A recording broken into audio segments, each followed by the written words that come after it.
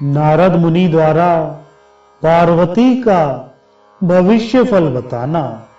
पुलस्त जी कहते हैं, देव ऋषि नारद की यह बात समाप्त होने पर गिरिराज हिमालय की रानी मेना मुनि का दर्शन करने की इच्छा से उस भवन में आई। वे लज्जा और प्रेम के भार से झुकी हुई थीं। उनके पीछे पीछे उनकी कन्या भी आ रही थी। देव ऋषि नारद तेज की राशि जान पड़ते थे। उन्हें देखकर शैलपत्नी ने प्रणाम किया। उस समय उनका मुख आंचल से ढका था और कमल के समान शोभा पाने वाले दोनों हाथ जुड़े हुए थे। अमित तेजस्वी देव ऋषि ने महाभागा मेना को देखकर अपने अमृतमय आशीर्वादों से उन्हें प्रसन्न किया। उस समय गिरिराज कुमारी उमा अद्भुत रूप वाले नारद मुनि की ओर चकित चित्त से देख रही थी। देव ऋषि ने स्नेहमयी वाणी से कहा, बेटी यहां आओ। उनके इस प्रकार बुलाने पर उमा पिता के गले में बाहें डालकर उनकी गोद में बैठ गई। तब उसकी माता ने कहा, बेटी देव ऋषि को प्रणाम करो। उमा ने ऐसा ही किया। उसके प्रणाम कर लेने पर माता ने कौतूहलवश पुत्री के शारीरिक लक्षणों को जानने के लिए अपनी सखी के मुंह से धीरे से कहलाया, मुनि इस कन्या के सौभाग्य सूचक चिन्हों को देखने की कृपा करें। मीना की सखी से प्रेरित होकर महाभाग मुनिवर नारद जी मुस्कुराते हुए बोले, भद्रे इस कन्या के पति का जन्म नहीं हुआ है। यह लक्षणों से रहित है। इसका एक हाथ सदा सीधा रहेगा। इसके चरण व्यभिचारी लक्षणों से युक्त हैं, किंतु उनकी कांति बड़ी सुंदर होगी। यही इसका भविष्य फल है। नारद जी की यह बात सुनकर हिमवान भय से घबरा उठे। उनका धैर्य जाता रहा। वे आंसू बहाते हुए बोले, अत्यंत दोषों से भरे हुए संसार की गति दुर्विज्ञेय है। उसका ज्ञान होना कठिन है। शास्त्रकारों ने शास्त्रों में पुत्र को नरक से त्राण देने वाला बनाकर सदा पुत्र प्राप्ति की ही प्रशंसा की है, किंतु यह बात प्राणियों को मोह में डालने के लिए है, क्योंकि स्त्री के बिना किसी जीव की सृष्टि हो ही नहीं सकती। परंतु स्त्री जाति स्वभाव से ही दीन एवं दयनीय है। शास्त्रों में यह महान फलदायक वचन अनेकों बार निसंदेह रूप से दोहराया गया है कि शुभ लक्षणों से संपन्न सुशीला कन्या 10 पुत्रों के समान है, किंतु आपने मेरी कन्या के शरीर में केवल दोषों का ही संग्रह बताया है। ओहो, यह सुनकर मुझ पर मोह छा गया है। मैं सूख गया हूं। मुझे बड़ी भारी गिलानी और विषाद हो रहा है। मुनि मुझ पर अनुग्रह करके इस कन्या संबंधी दुख का निवारण कीजिए। देव ऋषि, आपने कहा है कि इसके पति का जन्म ही नहीं हुआ है। यह ऐसा दुर्भाग्य है जिसकी कहीं तुलना नहीं है। यह अपार और दुस्सह दुख है।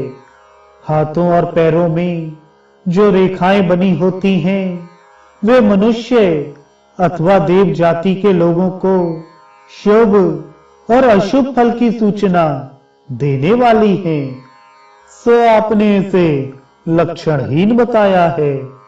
साथ ही यह भी कहा है कि इसका एक हाथ सदा उत्तान रहेगा, परंतु उत्तान अर्थात सीधा हाथ तो सदा याचकों का ही होता है। वे ही सबके सामने हाथ फैलाकर मांगते देखे जाते हैं।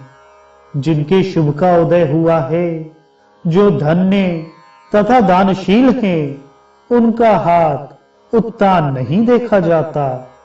आपने इसकी उत्तम कांति बताने के साथ ही यह भी कहा कि इसके चरण व्यभिचारी लक्षणों से युक्त हैं। अतः मुनि, उस चिन्ह से भी मुझे कल्याण की आशा नहीं जान पड़ती। नारद जी बोले, गिरिराज, तुम तो अपार हर्ष के स्थान में दुख की बात कर रहे हो। अब मेरी यह बात सुनो। मैंने पहले जो कुछ कहा था वह रहस्यपूर्ण था। इस समय उसका स्पष्टीकरण करता हूं।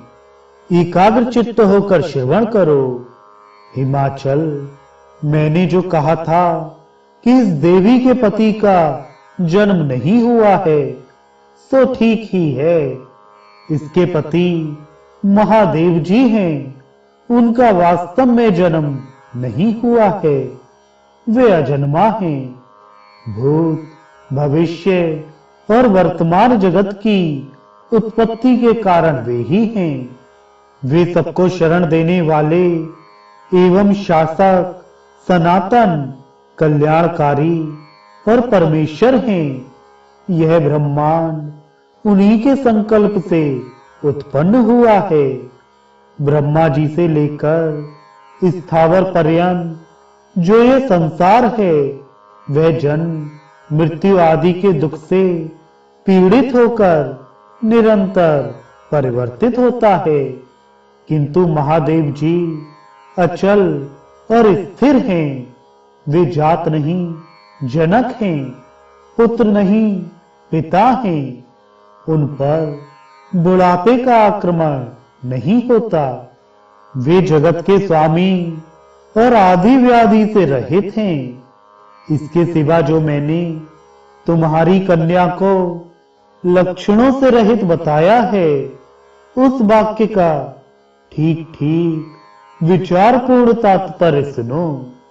शरीर के अवयवों में जो चिन्ह या रेखाएं होती हैं, वे सीमित आयु, धन और सौभाग्य को व्यक्त करने वाली होती हैं। परंतु जो अनंत और अप्रमेय है, उसके अमित सौभाग्य को सूचित करने वाला कोई चिन्ह या लक्षण शरीर में नहीं होता। महामते, इसी से मैंने बतलाया है कि इसके शरीर में कोई लक्षण नहीं है। इसके अतिरिक्त जो यह कहा गया कि इसका एक हाथ सदा उत्तान रहेगा, उसका आशय यह है, वर देने वाला हाथ उत्तान होता है। देवी का यह हाथ वरद मुद्रा से युक्त होगा। यह देवता असुर और मुनियों के समुदाय को वर देने वाली होगी। तथा जो मैंने इसके चरणों को उत्तम कांति और व्यभिचारी लक्षणों से युक्त बताया है, उसकी व्याख्या भी मेरे मुंह से सुनो। गिरिश्रेष्ठ, इस कन्या के चरण कमल के समान अरुण रंग के हैं। इन पर नखों की उज्जवल कांति पड़ने से श्वेत कांति आ गई है। देवता और असुर जब इसे प्रणाम करेंगे, तब उनकी क्रीट में जड़ी हुई मणियों की कांति इसके चरणों में प्रतिबिंबित होगी।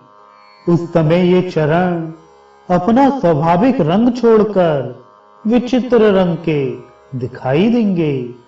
उनके इस परिवर्तन और विचित्रता को ही व्यभिचार कहा गया है। अतः तुम्हें कोई विपरीत आशंका नहीं करनी चाहिए। महीश्वर, यह जगत का भरण पोषण करने वाले वृषभध्वज महादेव जी की पत्नी है। यह संपूर्ण लोकों की जननी तथा भूतों को उत्पन्न करने वाली है। इसकी कांति परम पवित्र है यह साक्षात शिवा है और तुम्हारे कुल को पवित्र करने के लिए ही इसने तुम्हारी पत्नी के गर्भ से जन्म लिया है। अतः जिस प्रकार यह शीघ्र ही पिनाकधारी भगवान शंकर का संयोग प्राप्त करे, उसी उपाय का तुम्हें विधि पूर्वक अनुष्ठान करना चाहिए। ऐसा करने से देवताओं का एक महान कार्य सिद्ध होगा। नारद जी के मुंह से ये सारी बातें सुनकर मेना के स्वामी गिरिराज हिमालय ने अपना नया जन्म हुआ माना। वे अत्यंत हर्ष में भरकर बोले, प्रभु, आपने घोर और दुस्तर नरक से मेरा उद्धार कर दिया। मुनि, आप जैसे संतों का दर्शन निश्चय ही अमोघ फल देने वाला होता है। इसलिए इस कार्य में मेरी कन्या के विवाह के संबंध में आप समय समय पर योग्य आदेश देते रहिए, जिससे यह कार्य निर्विघ्नता पूर्वक संपन्न हो सके। गिरिराज के ऐसा कहने पर नारद जी हर्ष में भरकर बोले, शैलराज, सारा कार्य सिद्ध ही समझो। ऐसा करने से ही देवताओं का कार्य भी सिद्ध होगा और इसी में तुम्हारा भी महान लाभ है।